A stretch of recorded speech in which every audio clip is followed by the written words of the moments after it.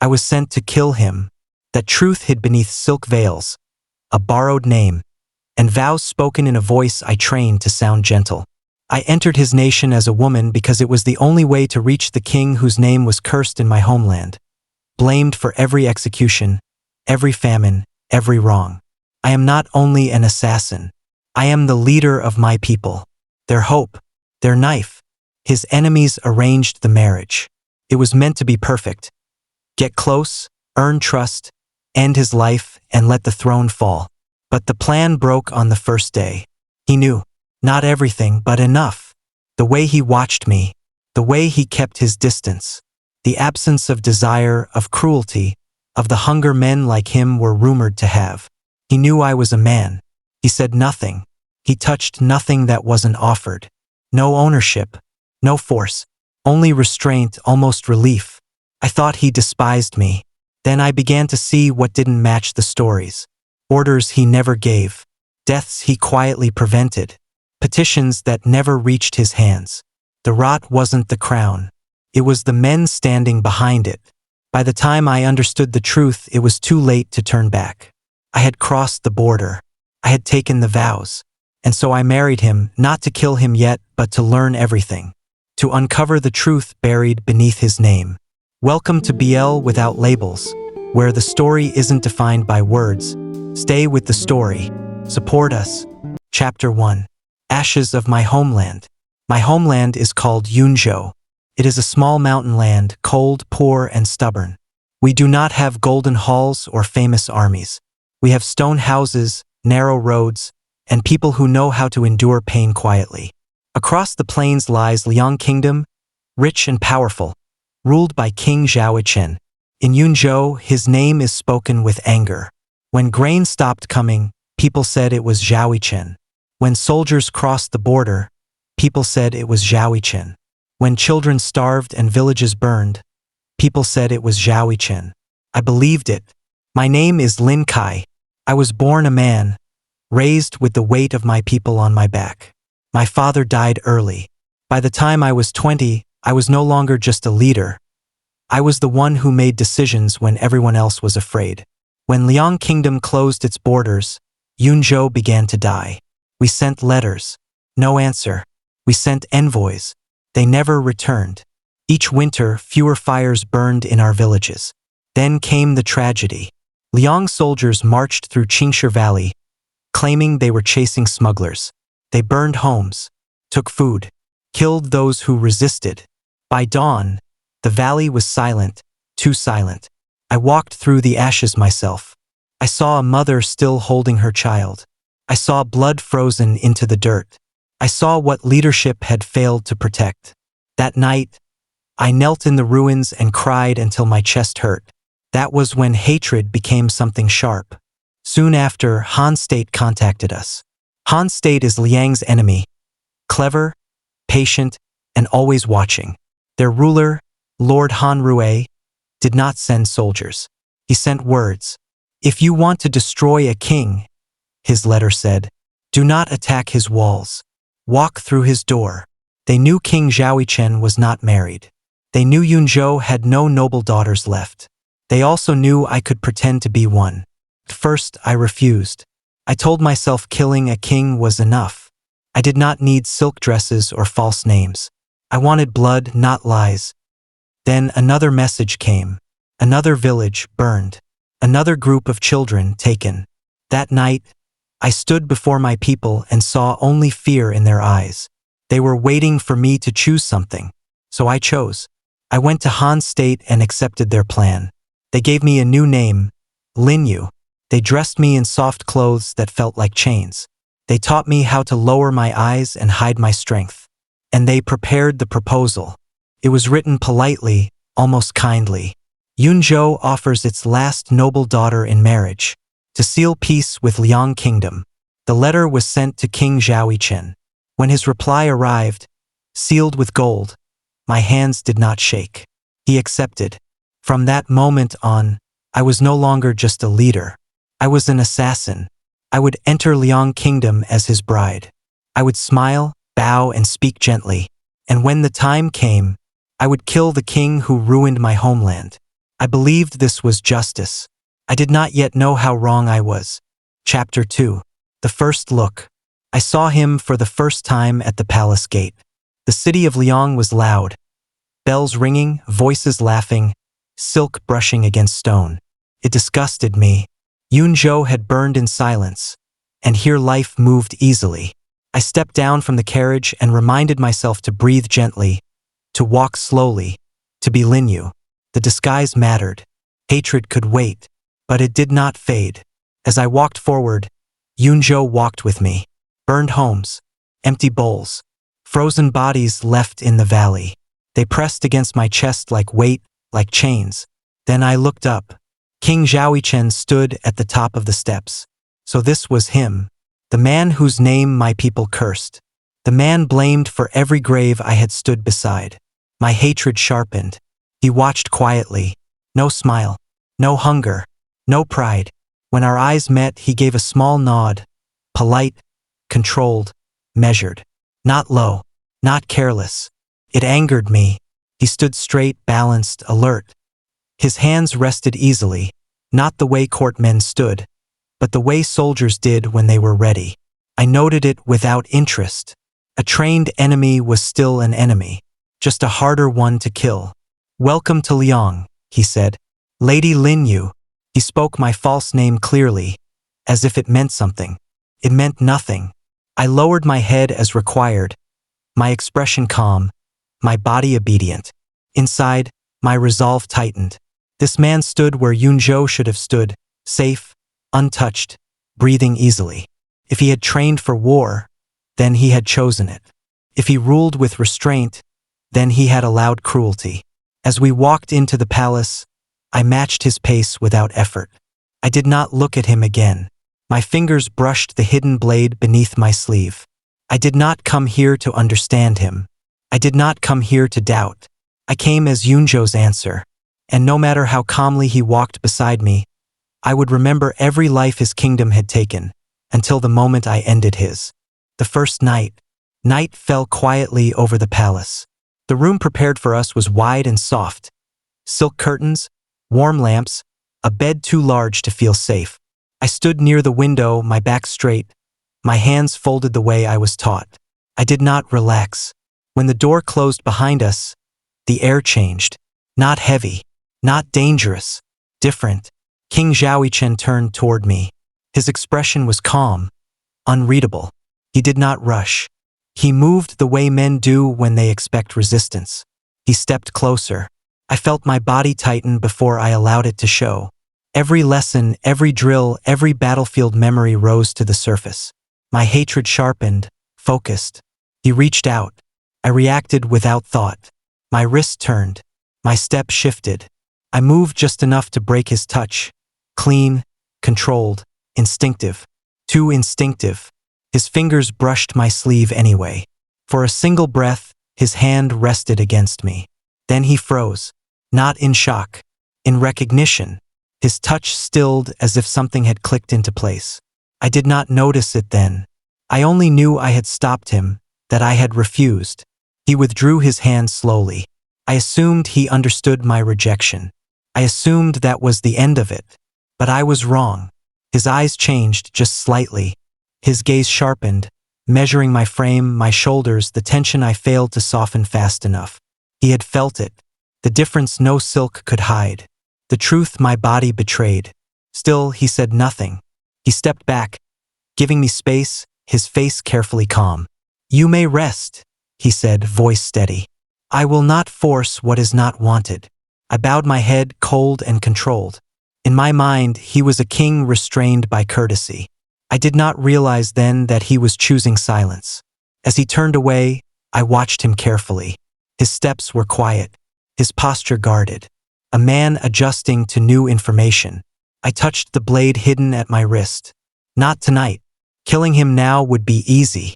But easy deaths do not repay burned villages. He lay down without turning fully away from me. I stayed awake long after the lamps dimmed, listening to his breathing, counting each rise and fall. Hatred burned steady in my chest. Only later would I understand the truth. I believed I had stopped him. In reality, he had already discovered me.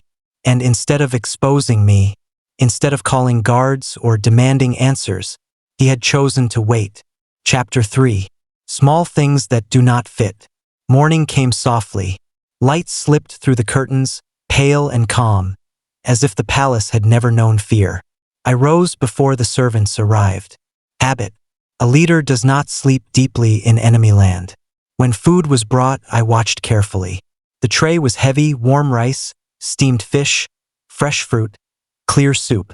Too much, too careful. This was not famine. I remembered Yunzhou's empty bowls, children licking salt from their fingers, elders pretending they were not hungry. The contrast tightened my chest. King Zhao arrived shortly after. He greeted me with the same calm nod as before. No sign of the night, no tension, no accusation. We ate in silence. I pushed the fish aside and barely touched the rice. He noticed. "Is the food not to your taste?" he asked. "No," I said quietly. "It is plentiful." His chopsticks paused. Only for a moment. "Liang stores are full this season," he said. "No village under my rule should go hungry." The words were simple. Too simple. If that was true, then why did Yunzhou starve?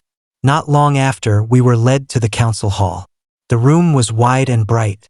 Ministers stood in neat rows, faces calm, voices respectful. I lowered my head and listened. The matters discussed were small. A tax adjustment in the western counties. Grain transport delayed by weather. Extra troops requested near the border for safety. Small things. Ordinary things. The king listened carefully. When he spoke, his decisions were clear and restrained. Lower the tax. Release grain from the capital stores. No troops cross the border without my order. No hesitation. No cruelty. I watched closely. The ministers bowed and agreed quickly, too quickly. Their voices were smooth, their smiles practiced. One minister repeated the king's words, but changed them slightly. Another added conditions that had not been spoken. No one argued. No one mentioned burned villages. No one spoke of missing people. No one spoke of Yunzhou. I began to notice how information moved. Reports passed through hands before reaching the throne. Messages were summarized, softened, shortened. Urgency disappeared somewhere along the way. The king ruled from what he was given, and what he was given was incomplete.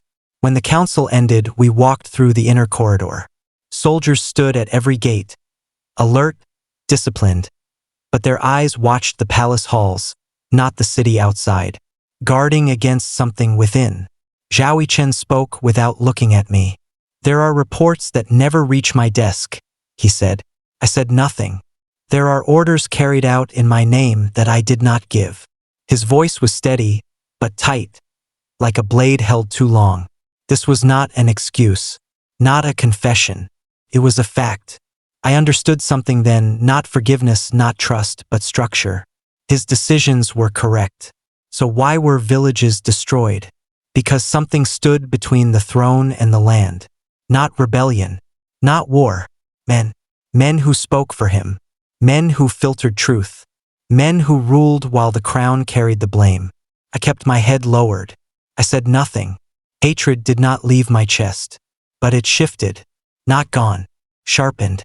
If the king was not the hand that burned Yunzhou, then I would find the hands that were. And only then would I decide whether Zhao Yichen would die as my enemy or be used as something far more dangerous. Chapter 4. A measured answer. The council met again 2 days later. This time I listened more carefully. A dispute was raised about grain distribution near the northern border. A small matter, they said. A delay caused by weather. A request to redirect supplies elsewhere. The ministers spoke smoothly, one after another, each building on the same excuse. I recognized it. This was how suffering was buried under polite words. King Zhao Yichen listened in silence. His expression did not change, but I saw the pause in his breathing, the moment he weighed what he was being told. Then he turned to me. "Lady Linyu," he said, calm and formal. "What do you think?" The room stilled. I felt eyes shift toward me. Curious, sharp, doubtful. A bride was not expected to speak. Certainly not in matters of supply and borders. I kept my voice soft. If grain is delayed by weather, I said, then redirecting it elsewhere will not solve the problem. It will only move hunger from one place to another. A murmur passed through the hall. I continued, careful, controlled. If roads are damaged, send engineers before soldiers. Hunger breeds unrest faster than enemies do. Feeding people costs less than suppressing them later. Silence followed. I did not look at the ministers. I looked only at the king. He studied me not with surprise but with focus. That would require changing the delivery route, one minister said quickly. It would slow. Then slow it, I said gently. But make sure it arrives. The king raised his hand. The minister stopped. Zhao Yichen nodded once. Do as she suggests, he said. Send engineers. Protect the supply. Report directly to me. His voice carried finality. For the first time, something shifted in the room. Not respect. Caution. As the council ended, the king walked beside me through the corridor. No guards close enough to hear. You see patterns quickly, he said. It was not praise. It was acknowledgement. I see consequences, I replied. A pause. The corner of his mouth lifted just slightly. Not a smile. Something quieter. He was pleased. Not because I agreed with him, but because I thought the way a ruler should. Hatred still lived in my chest. But now it stood beside something else. Interest. Not in him, in the system around him, and how easily it could be broken. Chapter 5. Eyes that linger. I felt it before I saw it. The way the room tightened when I entered. The way voices slowed, then resumed too carefully. Someone was watching me. During the council, Minister Wei Jian spoke more than usual. His tone was respectful, but his eyes kept drifting toward me, measuring, weighing. Too often, when grain routes were discussed again, he smiled and said, Her Ladyship has a keen mind for matters of state. May I ask where such understanding comes from? The question was polite. The blade was hidden inside it. Before I could answer, King Zhao Yichen spoke. She was educated privately, he said, by people who understood hardship. Simple. Final. Wei Jian bowed. Of course. But his gaze did not soften. Later, as we walked through the outer hall, Wei Jian stepped forward again. There are rumors, he said lightly. That Lady Lin Yu walks like a soldier. I stopped. So did the guards. Before silence could sharpen into danger, the king turned. Many people walk differently when they carry responsibility, Zhao Yichen said. His voice was calm, but colder now. Do you question my choice of Queen, Minister Wei? The smile froze on Wei Jian's face. Never, Your Majesty. Good, the king replied. Then mind where your attention rests. Wei Jian bowed deeper this time and retreated. As we continued walking, the king did not look at me. You must be more careful, he said quietly. I am careful, I replied. Yes, he said. That is why you are dangerous. He did not say it as a warning. He said it as a fact. Hatred stayed steady in my chest. But now I understood something else. The king was shielding me, not out of trust, not out of kindness, because exposing me would expose everything. And because, for now, I was more useful alive and silent than questioned. As we parted, I felt Wei Jian's eyes on my back. The game had begun. Chapter 6. What he never asked. I realized it because he stopped correcting me. Not my posture. Not my silence. Not the way I stood too straight beside him when we were alone. That night, we were reviewing reports in the inner study. Only one lamp burned. Shadows climbed the walls like listening things. He handed me a document. Read the third line, he said. I did. My voice was steady. Too steady. When I finished, he nodded, not in approval but recognition. Then he said, without looking at me, You learned to read like this before you learned to bow. It wasn't a question. I said nothing. The air felt thinner, like a door had closed somewhere behind me. He turned a page. The physician noticed, he continued calmly. The palace tailor hesitated. Minister Wei suspects. My fingers tightened around the paper. But they don't know, he said, because I didn't let them. Finally, I looked at him. He was still reading. You should understand, he went on, voice even, almost bored, that the moment I married you, I ordered an investigation. Of course he did. I know where you were born, he said. Who raised you? What name you used before this one? Each word landed cleanly. Surgical. You lived as a man, he said. Not we're pretending. Lived. I waited for the judgment. The anger. The threat. It didn't come. Instead, he set the document down and met my eyes for the first time that night. You never corrected anyone, he said. You never claimed what you weren't. You simply adapted. His gaze sharpened. That is not deception. That is survival. My heart was loud in my ears. Why haven't you said anything before? I asked. A pause. Because I needed to know, he said. Whether you were dangerous because of who you are or because of what you think. And, I asked, a slow breath. You think like someone who has stood on both sides of power, he said.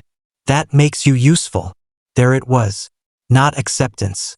Not mercy. Calculation. If the council learns the truth, he continued, you die. If the people learn, the throne cracks. If my enemies learn, he stopped. They will use you to reach me. I said nothing. So, he finished, this knowledge remains between us. He stood. As he passed me, he said quietly, you are not my weakness. Then, softer still, do not become one. When the door closed behind him, I realized my hands were shaking. He knew. He had always known. And he had chosen silence, not to protect me, but to own the secret, which meant my life no longer belonged to me alone. It was leverage. And now I had to decide how long I could survive being someone else's most dangerous truth. Chapter 7. When mud is thrown carefully. The accusation was delivered politely. That was how I knew it was dangerous. Counselor Wen rose during the morning assembly, sleeves neat, voice respectful. He did not look at me at first. He addressed the room, not the target. There are concerns, he said, about information leaving the inner court, trade routes, grain numbers, military rotations. A pause. Calculated. It would be irresponsible not to ask how such details reached foreign ears. Now he looked at me, not accusing, inviting others to do it for him. The chamber shifted. Small sounds, fabric, breath, eyes moving. No one spoke my name, but it hovered between us, obvious as smoke. I felt the weight of it settle, cold and deliberate. I did not look at the king. That mattered. I stepped forward before silence could harden into judgment. If information has leaked, I said evenly, then we should first establish what information is true. Wen's brow creased just slightly. I continued, calm as still water. The routes mentioned were altered 3 months ago. The grain numbers cited are from last winter. The troop movements referenced were cancelled before orders were sealed. A ripple moved through the council. I turned not to one but to the record keepers. Minister Qiao, are the current figures the same as those described? He hesitated, then shook his head. No, I let that settle. Then what was leaked, I said softly, was outdated, incorrect, or intentionally planted. Now I looked at one. If someone wished to test our defenses, I added, they would begin with false truths, the kind that reveal who reacts and how quickly. Murmurs grew sharper. When opened his mouth, closed it. I did not press him. Instead, I bowed. If the council believes I am careless, I said, then restrict my access. You will find no change in security breaches, because I am not their source. Silence returned. Different this time. Uncomfortable. Only then did I turn to the king. Zhao Yichen's expression was unreadable. He had not spoken, had not intervened. Good. After a long moment, he said, an investigation will proceed. Neutral. Proper. But his eyes held something else. Recognition. The council dismissed itself in fragments. when left quickly, face tight, already recalculating. As for me, I walked out untouched, not cleared by royal decree, not shielded by favor. I had washed the mud away with facts, timing, and restraint. And everyone in that chamber understood one thing clearly. I did not need the king's hand to survive his court, which made me far more dangerous than the accusation ever was. Chapter 8. The way his eyes lingered. The change was small. So small that if I had not lived by watching men who intended to kill me, I might have missed it. The court moved as it always did, voices measured, robes whispering, power hidden behind manners. I stood where I was expected to stand. I spoke only when spoken to.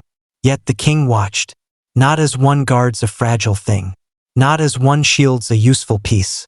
His gaze paused on me a second longer than necessary, returned when it should have moved on, followed not my words, but my silences. Curiosity has weight. I felt it. During council, when I answered a question meant for 3 ministers, his brow lifted, not in surprise but in interest, as if a pattern was forming, as if he was counting something unseen. Later, in the corridor, he stopped me. No attendance, no pretense. You anticipated Wen's accusation, he said. Not a question. I prepared for it, I replied. You did not look at me once. That was also not a question. I met his eyes then, steady, careful. I did not need permission to defend myself. A pause. Instead of displeasure, his lips curved slightly. Not a smile, an acknowledgement. From that moment, his attention changed shape. When others spoke over me, he did not interrupt, but his fingers stilled, and the room followed. When I disagreed with a report, he asked why, not how dare you. Protection is loud. Curiosity is quiet. At dinner, he watched how I held my cup, how I listened more than I spoke, how I noticed things before they were announced. You were trained, he said once, without context. Yes. By whom? People who are dead. The answer did not disturb him. It intrigued him. That night, as we parted, his voice stopped me. You are not what I was told to expect. I bowed. Low enough to be proper, not low enough to be small. Neither are you, your majesty. When I turned away, I felt his gaze on my back. Not guarding, measuring. And for the first time since I entered Liang, I understood something dangerous. The king was no longer watching me to keep me safe. He was watching because he wanted to know what I truly was. Chapter 9. Not the crown but the man. It happened without warning. The accusation was not loud. It was delivered politely, wrapped in concern, spoken by a voice that smiled too easily. A minor charge, misplaced records, a rumor of influence, a question about loyalty. Small things were dangerous. The hall grew quiet as eyes shifted toward me. I felt the old instinct rise, calculate exits, measure blades, prepare to stand alone. I stepped forward. I will answer. No. The word cut through the chamber. King Zhao rose. Not sharply, not in anger. He moved with a calm that demanded attention, stepping down from the throne instead of speaking from it. The distance between us closed, not ruler to subject, but man to man. He did not look at the ministers first. He looked at me. You have already answered enough, he said. A murmur spread. This was not protocol. Minister Wen frowned. Your Majesty, this concerns the Queen. My wife, Zhao Chen corrected. The title landed heavier than any decree. He turned then, finally, to the court. If you question her loyalty, you question mine. If you doubt her judgment, you doubt the one who shares her counsel. This was not a king defending an asset. This was a husband drawing a line. I felt it then, the shift in the room, the way power rebalanced itself. No seal, no command, just presence. I chose her, he continued, voice steady. Not for peace, not for alliance, but because she sees what others ignore. Minister Wen opened his mouth. Zhao Chen raised one hand. Enough. Silence obeyed.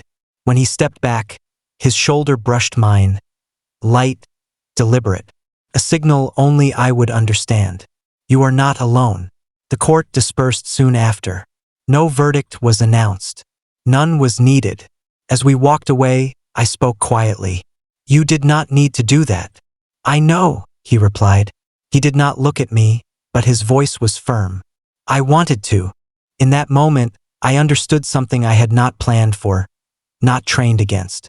For the first time, he had stood for me not because he was king, but because he was my husband. And that choice freely made. Chapter 10.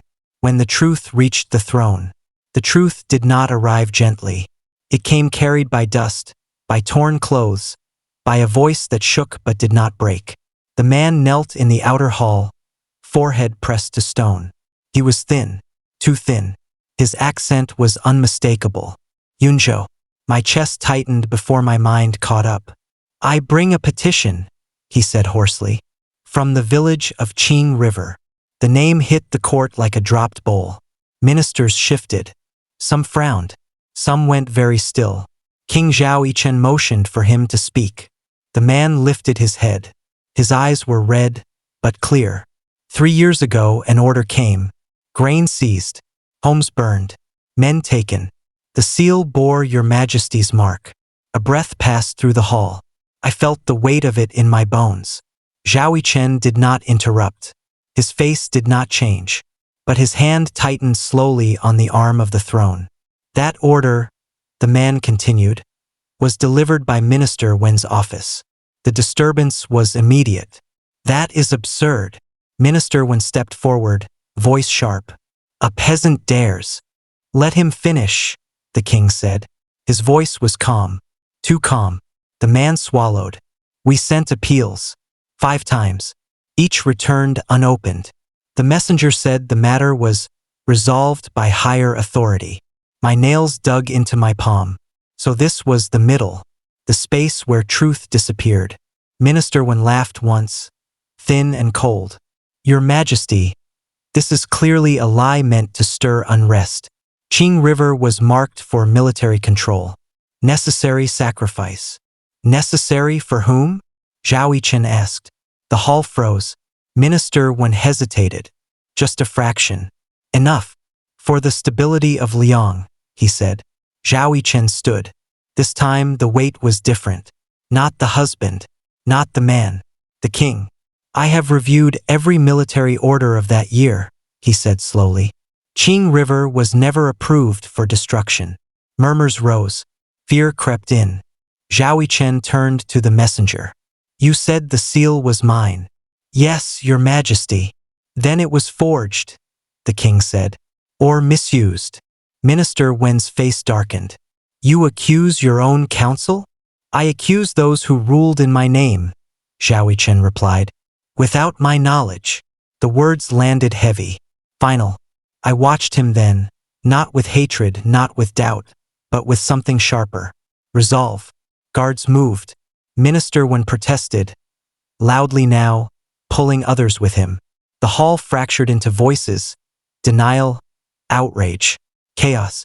But Zhao Yichen raised his hand. Silence followed. "From this moment," he said, "all past village actions will be investigated. Any minister found altering, blocking, or issuing false orders will answer not to the council." He paused. "But to me." The man from Yunzhou bowed until his forehead touched stone again. I could not move. This was the truth I had chased across borders. This was the answer buried under seals and silk. Later, when the hall emptied, Zhao Yichen spoke quietly beside me. "You knew," he said. "Yes," I answered. "But I did not know how far it went." Neither did he. The air between us was heavy now, not with hatred, but with consequence. The disturbance had begun, and nothing in Liang would remain untouched. Chapter 11. He stood for me. The accusation came suddenly. A counselor stepped forward during court, voice smooth, eyes sharp. "Lady Lin Yu has been asking questions beyond her place," he said. "About grain records, about village orders. Such curiosity is dangerous." The hall grew quiet. I felt every gaze turn toward me. This was it. One wrong breath, one wrong word, and suspicion would turn into chains. I did not look at the king. I kept my head lowered, hands folded, calm on the outside. Inside, I was already preparing exits, lies, blood if needed. Curiosity, another minister added lightly, often hides disloyalty. I waited. Zhao Yichen moved, not forward as a ruler, not rising in anger. He simply stood and stepped down from the throne. The sound of his boots against stone echoed once. Then again, slow, measured. He stopped beside me, close enough that I could feel his warmth. My wife, he said, has the right to ask questions. The word hit harder than any shout. Wife, not political bride, not foreign ornament, not bargaining piece. A murmur spread through the hall. He turned to the counselor.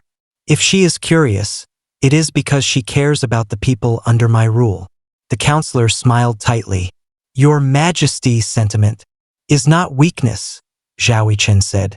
His voice did not rise. That was worse. If you believe my wife is dangerous, he continued, then you believe I am incapable of judging those closest to me. Silence. No one dared answer that. He looked down at me then, not to check my obedience, not to warn me, to ask quietly if I was steady. I lifted my eyes and met his gaze. He turned back to the court. This matter is closed, he said. Any further accusations against my wife will be treated as accusations against me. That was when I understood. He was not shielding me because he was king. He was standing beside me because he chose to. The court dismissed soon after. The counselor retreated, defeated for now. As we walked away together, side by side, I felt something shift inside my chest. Not trust, not forgiveness, but a dangerous realization. If I fell, he would fall with me. And if I raised my blade one day, it would not be against a man who stood behind a throne. It would be against a husband who stood beside me. Chapter 12. What he called me. We did not speak until we were alone. The doors closed. The guards stayed outside. The palace felt too quiet, like it was listening. I stopped walking. You should not have said that, I said. He turned. Said what? That I am your wife. The word tasted wrong in my mouth. Heavy. False. I am not. I continued, voice low but steady. Not truly. Not practically. You know it. His eyes did not move away. I am a man, I said. I was sent here under a lie. I carry another name, another life. So tell me. My hands clenched at my sides. Why do you protect me like that? Not as a king, but like a husband. For the first time, he did not answer immediately. Then he stepped closer. Not to trap me, not to test me, just close enough that I had to look up. We stood before heaven and court, he said quietly. We shared vows. We share a roof. We share danger. I shook my head. That was politics. Everything is, he replied, until you choose otherwise. His voice softened but did not weaken. You think I protect you because I do not see you, he said. Because I am fooled. He leaned in slightly, eyes sharp, certain. I protect you because I see you. My breath caught. We married anyway, he continued. Lie or truth, silk or steel. It does not change what was done. Then he said the words that unsettled me most. Now you are mine. Not possession. Not threat. Claim. I felt anger rise. Fear. Something else I refused to name. You speak as if I belong to you, I said. He nodded once. And you speak as if you have already chosen to stay. Silence fell between us. I had faced kings. I had led armies. I had carried the weight of my people's dead. But standing there, under his steady gaze, I understood something dangerous. He was not holding me with force. He was holding me with choice. And that was far harder to escape. Chapter 13. When the reason began to fade. Change did not come loudly. No grand announcements. No public punishments. Only small corrections made quietly. Grain shipments rerouted. Village taxes reduced without ceremony. Orders reviewed twice, once by the council, once by the king himself. I watched. At first, I assumed it was coincidence. Or performance. A way to calm unrest, to make the foreign bride look useful. But the reports kept coming. Yunzhou's outer villages received food. The forced levies stopped. A corrupt prefect was removed. Not executed, just dismissed and sent away, stripped of reach. These were not the acts of a man pretending. These were the acts of someone fixing damage he had not known existed. I began to travel with him on inspections. Not announced. Not celebrated. We walked through villages as ordinary nobles, listening more than speaking. He asked the same questions every time. How many mouths? How much grain? Who decides? And when the answers did not match the records, his jaw tightened. Not in anger, but restraint. Each night, I returned to the palace with fewer reasons. Fewer names on my list. The blade at my wrist grew heavier. I had come here to kill him. Now the villages were healing. I had come here to live as a lie. Now truth moved freely through the land. I had come here to leave nothing behind. Now I was leaving change. I should have felt relief. Instead, I felt hollow. Because without hatred, I had no purpose. And without my mission, I had no place. I was not his wife. Not truly. I was not his enemy anymore. Not honestly. The palace no longer felt like a prison. That frightened me most of all. I stood one night on the balcony, looking out at the lantern-lit city, and understood the cruelest truth of all. I no longer had a reason to kill him, but I also did not know why I was still here. And the question I refused to ask myself, the one that waited in the quiet, was not whether I could leave. It was whether I wanted to. Chapter 14. When the world knew. The truth did not come gently. It never does. A letter reached the court, sealed, verified, undeniable. Testimonies followed. Witnesses. Proof stacked too carefully to ignore. By noon, the palace was loud with it. The foreign queen was a man. The marriage was a lie. The alliance was built on deception. I was summoned to the great hall. This time there was no silk comfort in the air. No polite curiosity. Only shock, anger, and something close to hunger. I stood alone in the center. No disguise left. No reason to bow. I am Lin Kai of Yunzhou, I said clearly. Leader of my people. Gasps. Shouts.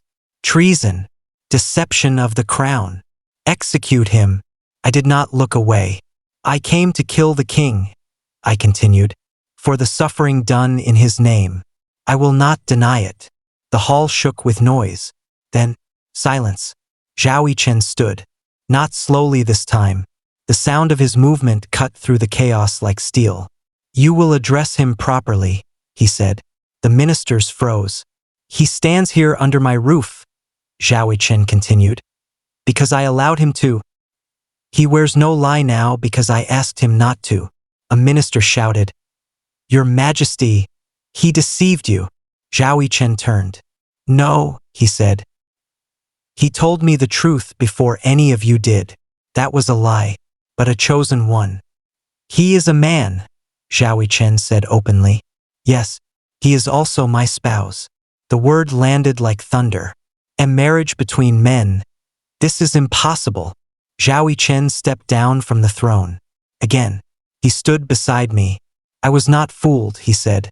I was informed. I was tested. And I chose.